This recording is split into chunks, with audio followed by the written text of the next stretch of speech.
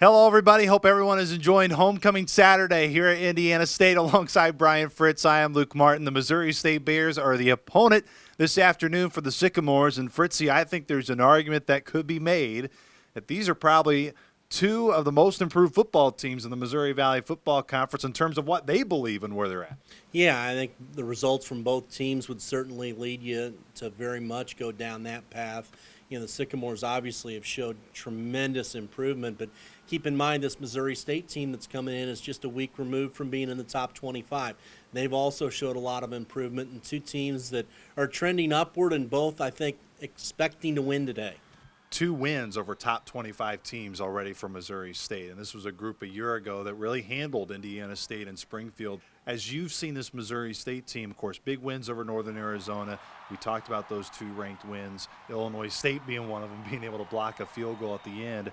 This is probably a really darn good Missouri State team that is just a play here, play there from being unbeaten in the league and with their loss last week at South Dakota. And I think for them it's the fact that their offense is so explosive and they're able to score quickly that makes this particular Missouri State team really dangerous. They are very dynamic on offense, can really get up and down the field and put a lot of pressure on you defensively, like a lot of teams in the Missouri Valley Conference can do. But you know, Indiana State's going to have to find a way to slow down the Bears a little bit here because their offense is very proficient.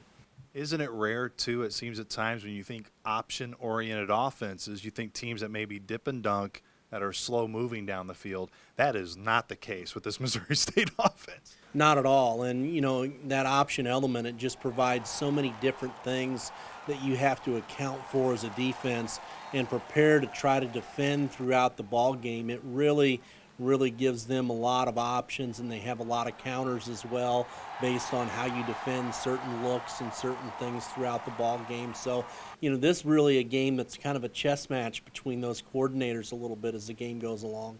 The biggest thing for Indiana State this week that Coach Mallory has been preaching to them is, look, we know we've made improvement as a football program. That was evident a week ago, but it's still a loss.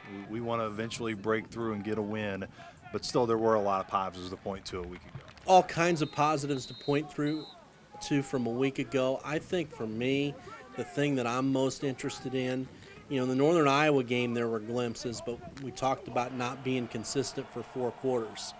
Well, now we had that consistency for 4 quarters against South Dakota State, and I did feel like played, you know, a full, complete, good football game.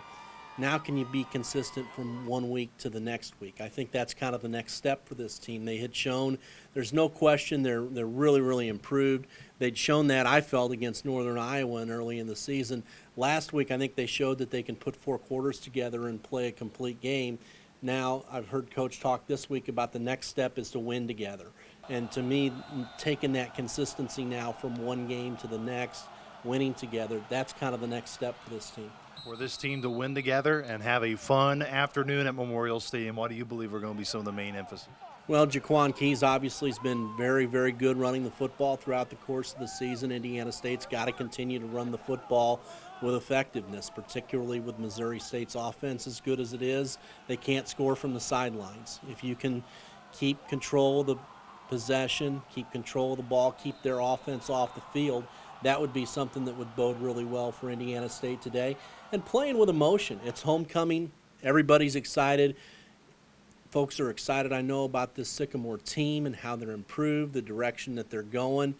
Build off that emotion. Play really well today, ride that emotion, and get out of here with a win. What do you enjoy most about just homecoming?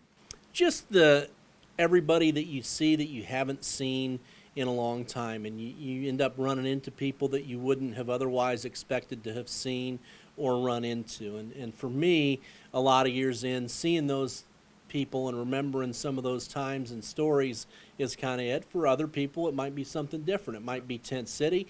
It might be the parade. There are lots of things associated with homecoming, so that's part of what makes it a great event is it can be a little something different for everybody. It can definitely be something different, and hopefully an Indiana State win this afternoon. You can join us on WIBQ 97.9 FM at 1 o'clock for the Pepsi Countdown to Kickoff. Until then, for my partner Brian Fritz, I am Luke Martin. Enjoy the game this afternoon. We'll see you at Memorial Stadium. Beat the Bears. Go Sycamores.